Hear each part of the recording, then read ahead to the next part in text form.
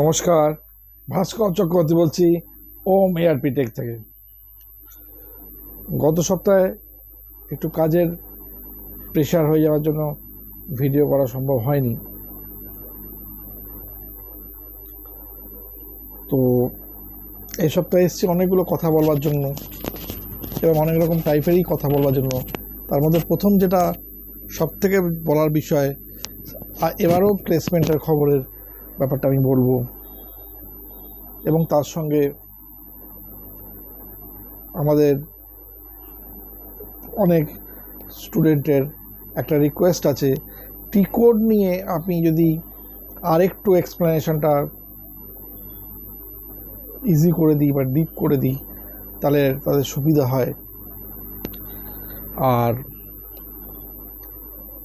কিছু মানুষ এখনও পর্যন্ত স্টিল নাও একটা কনফিউশনের মধ্যে চলছে।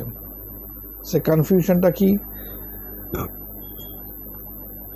যে আমি তো শিখবো, আমাকে শিখতে হবে, but at the same time যেটা অনেকের মধ্যেই থাকে যে আমরা যতটা ইনভেস্ট করি চেষ্টা করি রিটার্নটাকে ঠিক সমপরিমাণ বা তার থেকে বেশি তুলতে পারলে ভালো হয়। এটা কমন কনসেপ্ট, এটা নিয়ে কোনো কিছু নেই। এবং এটার বক্তব্য হচ্ছে যে অনেক সংস্থা তারা তো বলছে এখান থেকে প্লেসমেন্ট হয়ে যাবে। তো আপনি তো সে সমস্ত কিছু কথা বলছেন না, আপনি শুধু ইন্টারভিউয়ের কথা বলেনই বলেন। আমি এই তিনটে প্রশ্নের লাস্ট প্রশ্ন থেকে বরঞ্চ আজকে আমার এই ভিডিওটা শুরু করছি। যদি কোনো সংস্থা সত্যি শিওর প্লেসমেন্ট দেওয়ার জায়গায় থাকতো, আজকে তাকে কি কোনো সময়তে এই ধরনের বার্তা দিতে হতো? নাকি না আপনি যাওয়ার সঙ্গে সঙ্গে আপনাকে বলতে হতো যে এখানে আসুন, এখানে এলে আমরা প্লেসমেন্ট দিই? এটা কম্পালসারি। একটা খুব কমন কনসেপ্ট ভাবুন, যখন আমরা কোনো প্রোডাক্ট দোকানে কিনতে যাই, আমরা টিভিতে অ্যাডভার্টাইজমেন্ট দেখলাম বা আদার্স কোনো জায়গায় অ্যাডভার্টাইজমেন্ট দেখলাম যে এই প্রোডাক্টটার সঙ্গে কোনো একটা জিনিস ফ্রি দিচ্ছে। ওই দোকান যে সত্যিকারের প্রমিনেন্ট দোকান হবে, তাকে না ফ্রি চাইতে হবে তার কাছ থেকে, নাকি নাকি তাকে বলতে হবে ফ্রি এর কথা, সে সঙ্গে সঙ্গে কিন্তু ফ্রিটা আপনাকে দিয়ে দেবে, কারণ এটা তার কমন ফিচার্সের মধ্যে পড়ে যায়। বাট যখনই আপনাকে নিজের থেকে বলতে হচ্ছে বা নিজের থেকে করতে হচ্ছে কোনো কিছু, তখনই সেখানে কিন্তু একটা সন্দেহ বেঁধে যাওয়া উচিত মানুষের, যে সত্যি যদি একটা সংস্থা প্লেসমেন্ট এত সিকিওরভাবে বলতে পারে তাহলে তো সমস্ত স্টুডেন্টদের তো ওখানেই চলে যাওয়া উচিত। এত চতুর্দিকে ইনস্টিটিউট তো থাকার কোনো স্কোপই নেই। ইনফ্যাক্ট আমি হয়তো অনেক দিন ধরে পড়াচ্ছি, আমি অনেক ইউনিক সিস্টেমে পড়াই, অনেক হাতে ধরে ধরে পড়াই, পুরো বাংলায় কমিউনিকেশনস করি। মেবি সেই জন্য হয়তো ইন্ডিভিজুয়াল ইনস্টিটিউট হিসেবে আমার কাছে সব থেকে বেশি স্টুডেন্ট পড়ে, কিন্তু সেটা তো না আসা উচিত। কেন এসে কী কারণে আসবে? আমি তো ওই মুখে প্লেসমেন্টের কোনো দেবো এরকম ধরনের কোনো কমিটমেন্ট করিনি, তাদের কারণটা কি? দেখুন, আজকে আমি যদি আপনাকে বলতাম হ্যাঁ প্লেসমেন্টের জন্য আমি ব্যবস্থা করে দেবো বলে আপনার সিভিটা নিয়ে আমি একটা কোনো জায়গায় কাউকে বললাম, তারা এখান থেকে একটা ইন্টারভিউ অ্যারেঞ্জ করলো, তো ইন্টারভিউ তো আপনি পেলেন না, কি প্রুভ করলাম? যে আমি আমার কমিটমেন্ট রেখেছি, বাট আপনি ফেলড।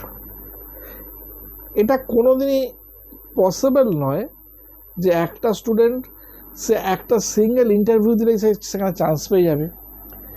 5টা 10টা ইন্টারভিউ তো সে ফেল করতে পারে, বাট সে যদি রিয়েলি ডেডিকেটেড হয়, সে বলবো আমি ফেলিওর হয়নি, 10টা জায়গা থেকে আমি 10 রকম জিনিস শিখে নিয়েছি, তারা কী ধরনের কোয়েশ্চেন্স করছে সেগুলোকে আমি গ্র্যাব করছি। সো দেন আমি 11 নম্বর ইন্টারভিউতে অনেক বেশি পোটেনশিয়ালিটি নিয়ে যেতে পারবো। অ্যাকচুয়ালি এটাই বলা উচিত। বাট এখানে কি বলা হচ্ছে? এখানে একটাই কথা বলা হচ্ছে যে প্লেসমেন্ট দেওয়া হচ্ছে বা জব দেওয়া হচ্ছে, এই সমস্ত কিছু। দুটোর মধ্যে কিন্তু আকাশ পাতাল পার্থক্য আছে, আকাশ পাতাল পার্থক্য। আজকে আপনাদেরকে আমি একটাই রিকোয়েস্ট করছি সবাইকে, আপনারা প্লেসমেন্ট না চেয়ে সে আমার কাছেই আসুন বা যার কাছেই যান, যেখানে যান, নিজেরা একটা দাবি ভেতর থেকে করার চেষ্টা করুন যে আমাদেরকে প্রকৃত শিক্ষাটা দিয়ে দিন, রিয়েল এডুকেশনটা, যাতে আমরা 10 জায়গায় ইন্টারভিউ দিতে পারি। জব আমরা খুঁজে নেব, don't need to get any help, আমাদের কোনো হেল্পের দরকার নেই। বাট আমার নিড প্রপার এডুকেশন, এবং আমাকে সিস্টেম ওয়াইজ বলে দিন যে ইন্টারভিউ ওরিয়েন্টেডে কী কী ধরনের আছে।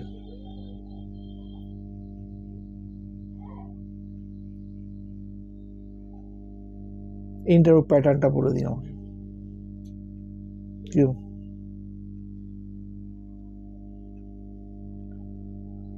অ্যাকচুয়াল দাবি এইটা হওয়া উচিত, এইটা করা উচিত প্রত্যেকটা মানুষের। সেইটা না করে আমরা যেটা করছি সেটা কি না, আমরা ওদের কথার উপর পুরো নিজেকে অ্যাবজর্ব করিয়ে ফেলছি।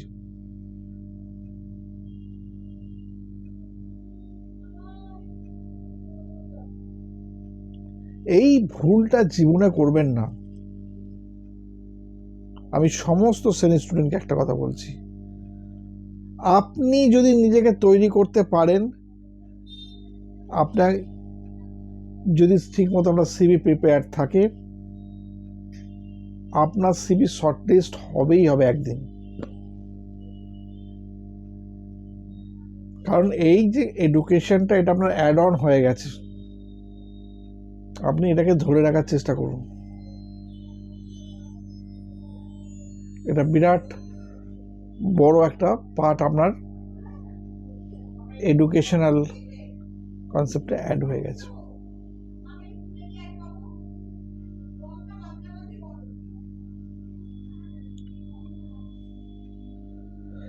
নেক্সট যেটা বলবো সেটা হচ্ছে রিগার্ডিং যে এই যে প্রিপারেশন, এই প্রিপারেশনের ক্ষেত্রে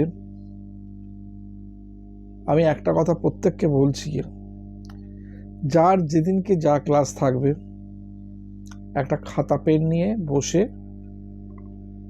বা যদি খাতা পেন নিয়ে নাও বসতে পারেন, যখন ভিডিওটা পাচ্ছেন সেই ভিডিওটা থেকে শুনে নিয়ে ফার্স্ট টিকোডসগুলোকে নোট ডাউন করুন। বেটার হচ্ছে যে যখন ক্লাস থাকছে, ক্লাস রানিং ক্লাসের টিকোড নোট করে নিন, কোন টিকোডের কি ফাংশনস। তাহলে এভরিডে একটা করে টপিক, তার সঙ্গে টিকোড হয়ে যাচ্ছে। এবং যখন টিকোডগুলো নতুন হচ্ছে, যেমন ধরুন একই টিকোড যখন বারে বারে আসছে, সেগুলো তো নতুন করে লেখার কিছু নেই, সেগুলো তো অলরেডি একবার হয়ে গেছে। যখন একটা টোটাল কনফিগারেশন করা হয়ে যায়, তখন যখন বলা হচ্ছে যে এটা পারচেজ ইকুয়েশন বানান বা পিও বানান বা গুড রিসিপ্ট, এই মেটেরিয়ালস ম্যানেজমেন্টের ক্ষেত্রে বেসিক্যালি বলছি, তো এগুলো তো করার, এইগুলো তো টিকোড হিসেবে ধরার কোনো মানেই হয় না। কারণ এগুলো অলরেডি আপনি করে ফেলেছেন আগে।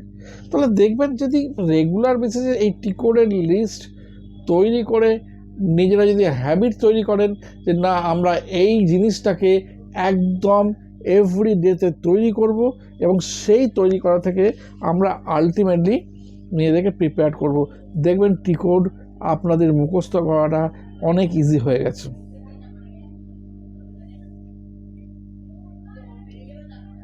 একটা গোটা বালতি থেকে বা একটা গোটা ড্রাম থেকে সমস্ত চাল বাছার থেকে আমার মনে হয় বেটার একটা বাটি করে সামান্য চাল তুলে নিয়ে সেইটা বাছা।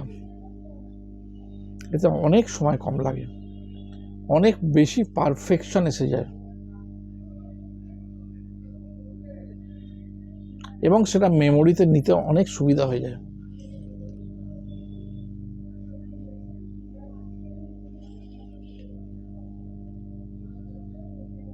আমারই একজন স্টুডেন্ট এমএনসিতে ছিল, সেখান থেকে ছেড়ে দিল, দিয়ে একটা অন্য সংস্থায় জয়েন করলো, এসএপিতে ব্যাক অফিসে কাজ করছিল। বাট রিসেন্টলি দুটো বড় জায়গা থেকে সে জব প্লেসমেন্টের সুযোগ পায়। তার মধ্যে অলরেডি এক জায়গায় কমপ্লিট তার হয়ে গেছে সব কিছু, ডিটেলস সব কিছু ফাইনালাইজ। আর এক জায়গায় এই উইকের মধ্যে ফাইনাল যে কথাবার্তা, যেটা রিগার্ডিং পেমেন্ট ওরিয়েন্টেড, এটা হবে। তো এই যে জায়গাটা, এই যে এতদিন ধরে, সে আমার তো মনে হয় সম্ভবত 2023 সাল থেকে অলরেডি এর সঙ্গে যুক্ত হচ্ছে, মাঝখানে তার নিজের সংস্থা পেয়েছিল, রয়েছে কন্টিনিউয়াসলি আমার সঙ্গে অ্যাটাচমেন্টে রয়েছে। তো দিস ইজ অ্যাকচুয়ালি এটা মোস্ট কি ফিচার ফর ডেভেলপমেন্ট, নিজেকে ডেভেলপমেন্ট করার।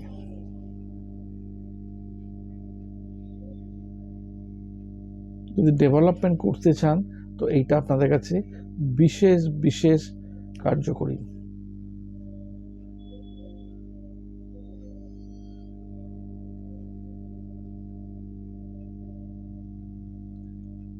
এবং এই স্টুডেন্ট আগামী দিনে কিন্তু আরো ভালো জায়গায় যাবে, আরো স্কোপ পাবে।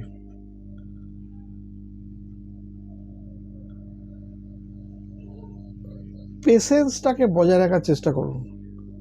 আপনার জব বেটারমেন্ট খুবই দরকার, সবারই খুবই দরকার, যার জন্যই এসএপি শিখতে এসছেন।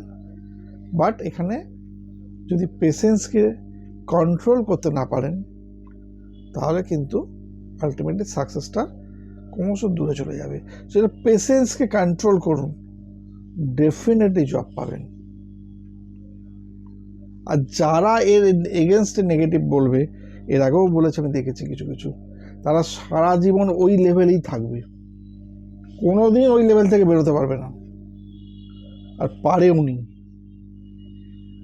আপনাকে পেছন থেকে যেতে, সেখান থেকে পিছিয়ে নিয়ে এসে তার লেভেলে নিয়ে আসা যায়, সেই চেষ্টা করবে। অতএব ডিসিশনটা আপনার, আপনি নিজে কি করবেন।